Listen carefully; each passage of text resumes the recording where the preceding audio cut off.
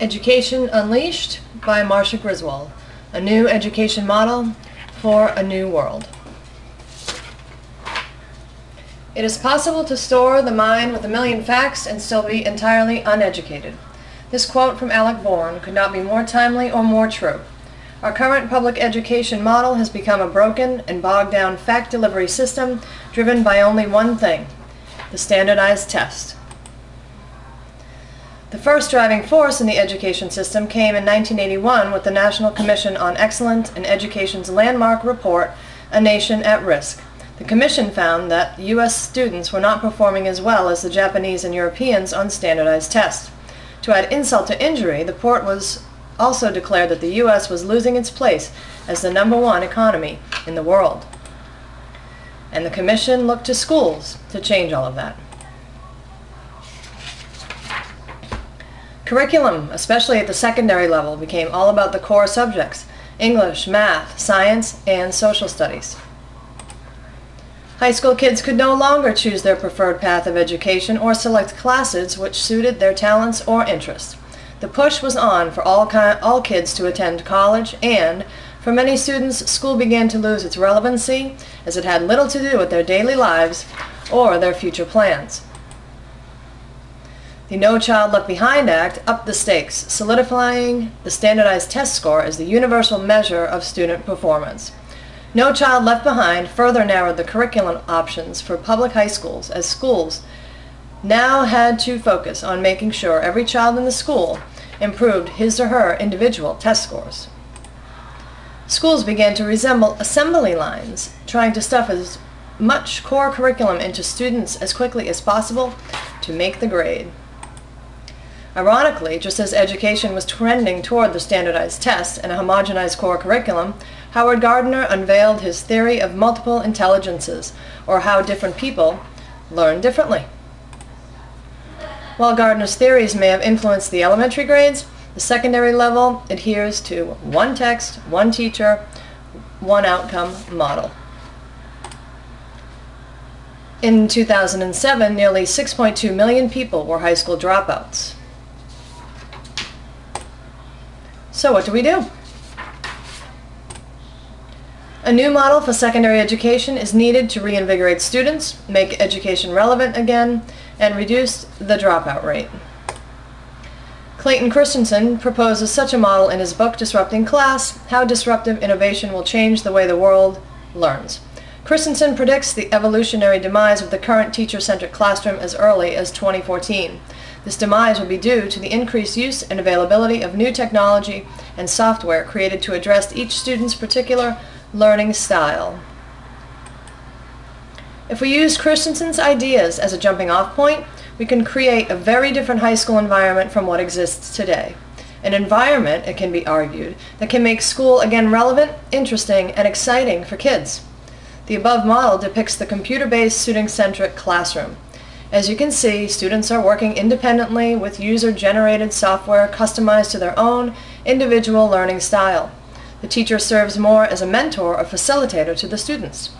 This model is especially exciting for the secondary student as it opens up a whole new world of possibilities in areas such as enrichment, scheduling, creativity, peer feedback, and adult-style independence. Enrichment. Students can go beyond the core curriculum, studying things in which they are interested. Modern art, economics, any foreign language are now all possibilities in the new computer-based, student-centric classroom. Scheduling. With the new flexibility provided by curriculum access from anywhere, scheduling can become more flexible. Depending upon the situation, high schools could potentially model a schedule more like a college environment, where students pick their own times for classes. Teachers would arrange their schedules by the times, within reasonable working hours, dictated by students. Students who prefer morning classes could attend in the morning, supplementing their afternoons with online offerings, or perhaps an internship or employment.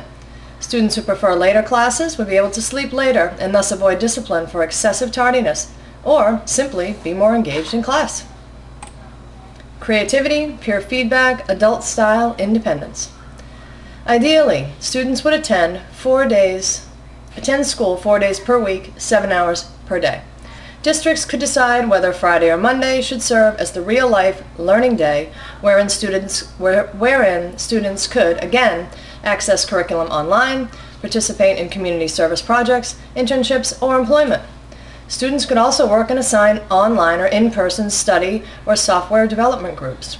Driver's education, parenting, and other life skills curriculum could be addressed on the real-life learning day as well. Quite frankly, the possibilities are endless. But how do we pay for all of this? Schools are already full of computers, so that takes care of that. As far as software for each particular learning style, much of this will be available online on a file-sharing user network, much like the original Napster. Christensen believes user network-generated curriculum will quickly become the norm as teachers begin accessing the user network both to post lessons and retrieve lessons. Incidentally, software-sharing user networks like this already exist in the world of the video gamers. Educational software companies eager to expand their market share will, more likely than not, donate products to school in the hopes of attracting customers to other pay-for software or subscription options. The 4-day week. According to a study completed by the Center for Education Policy out of the University of Southern Maine in 2009, the 4-day week also saves money in all of the following areas, money that could be used to support the aforementioned new programs: utilities, buses, long-term building wear and tear, and less substitute teacher pay. The 4-day week also has many intangible benefits, as well as decreased absenteeism from both student and staff, increased effective time on learning due to longer school day, improved staff and student morale, and no negative impact on standardized test results. The new model, driven by computer-based, student-centric learning, is tailored to each individual student's own learning style, interests, and goals, and addresses real-life applications of education in real-life settings. Technology is changing our world every day. Our students are already smarter than we know they are. It is time to unleash their minds, their abilities, and their potential. To see what education really can look like in the 21st century and beyond. Thank you.